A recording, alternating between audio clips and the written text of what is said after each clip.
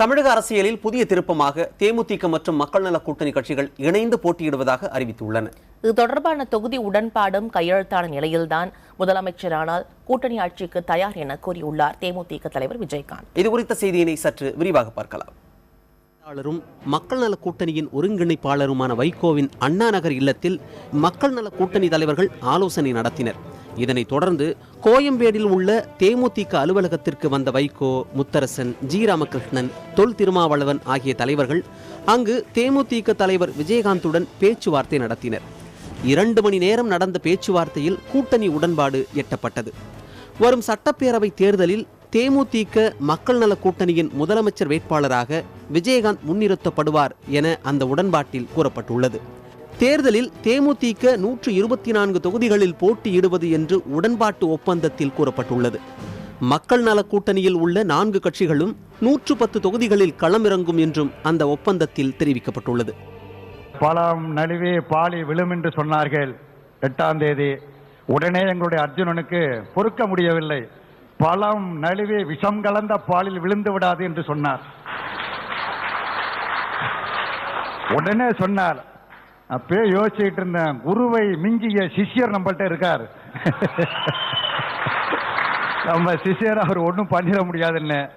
அதே மாதிரி ஒவ்வொன்றிலும் தோற்றுக்கொண்டே இருக்கிறார்கள், தேர்தலிலும் தோற்பார்கள். இங்கே திருமாவளவன் சுட்டிக்காட்டி இருக்கிறார், நாங்கள் 4வரும் கிங் மேக்கர்ஸ். கேப்டன் அவர்கள் கிங்காக மே மாதம் 19 வெற்றி பெற்று மக்கள் நல கூட்டணி தேசிய முற்போக்கு திராவிட கழகம் ஆட்சியை கைப்பற்றும் தமிழக அரசியல் வரலாற்றில் ஒரு முக்கியமான மாற்றாக, ஒரு அரசியல் வரலாற்றை திருப்பு முனையாக அமையும். இதனைத் தொடர்ந்து பேசிய விஜயகாந்த் தமது நிலைப்பாட்டை அறிவித்தார். நானும் எத்தனையோ விட இவ்வளவு சொல்றாங்க, இவ்வளவு பணத்தாசைக்கும் அங்க போயிட்டேன், பல போயிட்டார் விஜயகாந்த்னாங்க. பத்திரிகை நண்பர்களே உங்களை தான் சொல்லிக்கிறேன், அப்படி வள போயிட்டாங்க. அப்புறம் சிலர்ல இந்த பக்கம் வள போயிட்டாங்க, எந்த பக்கம் வள போடலாம், மக்களோட அன்னைக்கு சொல்றதான் தெய்வத்தோட மக்களோட கூட்டணி. இந்த கூட்டணி இனி விஜயகாந்த் கூட்டணி என்று அழைக்கப்படும் என்றும் மக்கள் நல கூட்டணி தலைவர்கள் அறிவித்தனர். கேப்டன் விஜயகாந்த் அவர்கள் தெரிவித்திருப்பது தேமுதிகவுக்கும் மக்கள் நல கூட்டணிக்கும் சேர்த்து வைகோ ஒருங்கிணைப்பாளராக இருப்பார் என்று அறிவித்திருக்கிறார். ஒன்று. அடுத்து அமைய போகிற ஆட்சி கேப்டன் விஜயகாந்த் அவர்கள் தலைமையில் கூட்டணி ஆட்சியாகத்தான் அமையும் என்பதையும் அவர் கூறியிருக்கிறார், நாங்களும் அறிவித்திருக்கிறோம். எனவே கூட்டணி ஆட்சிதான் அது கேப்டன் விஜயகாந்த் அவர்களும் தெரிவித்து விட்டார்கள். நாங்கள் இந்த அணியை 2 தேமுதிகவும் மக்கள் நல கூட்டணியும் சேர்ந்து தொகுதி உடன்பாடு செய்து கொண்ட அணியை கேப்டன் விஜயகாந்த் அணி என்று நாங்கள் அழைப்போம். மக்கள் நல கூட்டணியை அதிமுகவின் பினாமி டீம் என்று சொன்னவர்கள் இப்போது வாயடைத்திருப்பார்கள். இந்த அணி அதிமுகவுக்கு எதிரான அணி என்பதை விஜயகாந்த் அவர்கள் எடுத்த முடிவின் மூலம் இது நிரூபிக்கப்பட்டிருக்கிறது.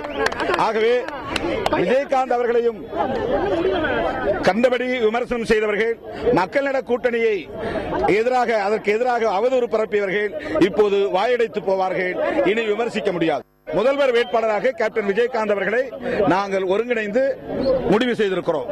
அவரை முதல்வராக அமர்த்துவது இந்த கூட்டணியின் நோக்கம். அதிமுகவுக்கும் விஜயகாந்த் அணிக்கும் இடையில்தான் போட்டி என்பதையும் தெரிவித்துக் கொள்கிறோம். கூட்டணி பேச்சுவார்த்தை முடிந்து தொகுதி உடன்பாட்டும் எட்டப்பட்டுள்ள நிலையில் வரும் 28ஆம் தேதி கன்னியாகுமரியில் நடைபெறும் மக்கள் நல கூட்டணியின் 5ஆம் கட்ட பரப்புரையில் தேமுதிகவும் பங்கேற்கும் என்று அறிவிக்கப்பட்டுள்ளது.